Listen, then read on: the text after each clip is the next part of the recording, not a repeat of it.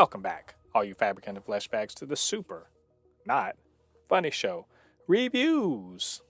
And today we're going to be reviewing Baymax, the brand new animated limited series coming to you from Disney Plus and Disney Studios and Marvel.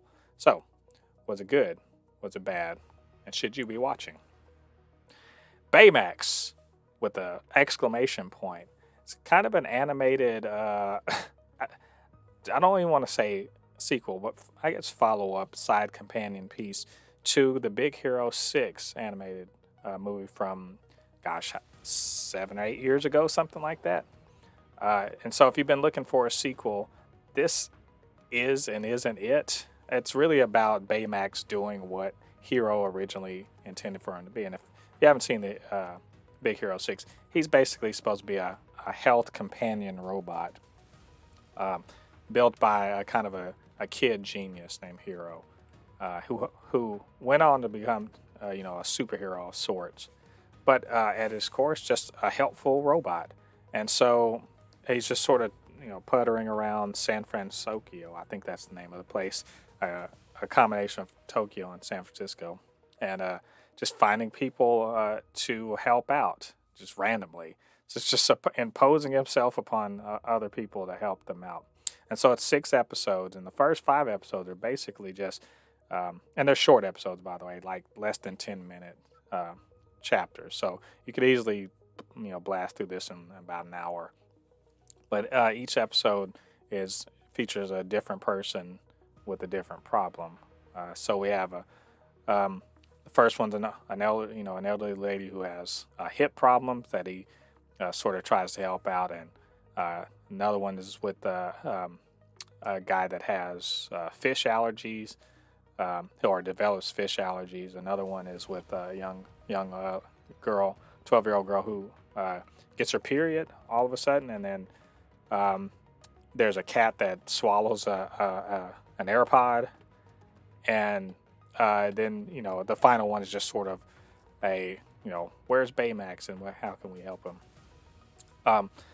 What's interesting about this show is, well, it's very short, but also Baymax is basically just sharing, normal health information with whoever the person is, and they're often reluctant to take his help because he's like nice but also persistent, and so what you end up seeing is people are just like, no, go away or whatever, but he's trying to be helpful in the way that makes the most sense to him. And so, like in the instance of the man who has a fish allergy, he's been handling fish and being around fish all his life, and now he has to sort of change. And it's this health change or health situation is actually a reflection of that person's I guess something that's going on in that person's life, that this is sort of an outward expression of that. And it actually comes across really nice. There's he's afraid of doing new things and change, and then it's also being forced out of his comfort zone because of the fish allergy, where he runs a fish stand, a fish soup stand. Again with the elderly lady, just she has an aversion to water, and he sort of helps her get over that. The cat is just a stray cat that wants love or whatever, but ironically is also doesn't want Baymax's attention to help him. And probably one of the best episodes of this very short series, the one with the young girl that she just suddenly gets her period, and the way Baymax approaches just very, very matter-of-factly, here, let me help you out. And this also gives him a chance to do something humorous, which is to go buy feminine hygiene products, and then sort of have the women on the aisle to sort of help him out with getting the quote right thing. But what's interesting is that there's also a dad on there who's like, oh, this is a good one from when my daughter got her period, and also a trans man that's also like, I like the ones with wings. And so there's representation, but also a normalization of just a really normal part of human function.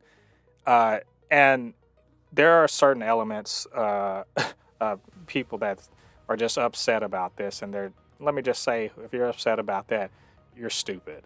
Like, this is something that just a normal thing that happens, and there's all sorts of things that Disney normalizes that supposedly would only be something that parents need to talk about. So the fact that people trying to keep regular body functions of any kind of function something that can't be talked about is just that's just an issue that other people have. I thought it was handled quite well, and in a humorous but also very earnest manner. And really, that's all of these. All of these health things are handled in that way.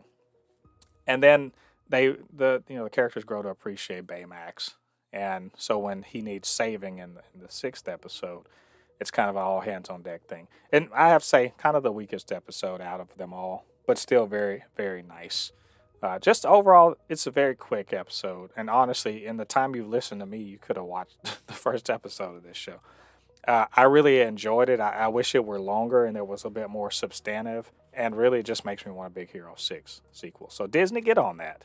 But just check this out. It's a nice little diversion on Disney Plus. So anyway, what do you guys think about the series? What do you think about my comments? Get down to the comment section. Let me know what you think. And of course, you can always hit me up, supernotfunnyshow@gmail.com or at supernotfunnys1 on Twitter.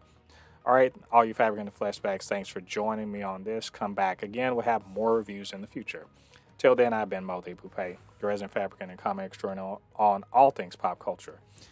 And we'll see you guys on the other side of the thread. Peace.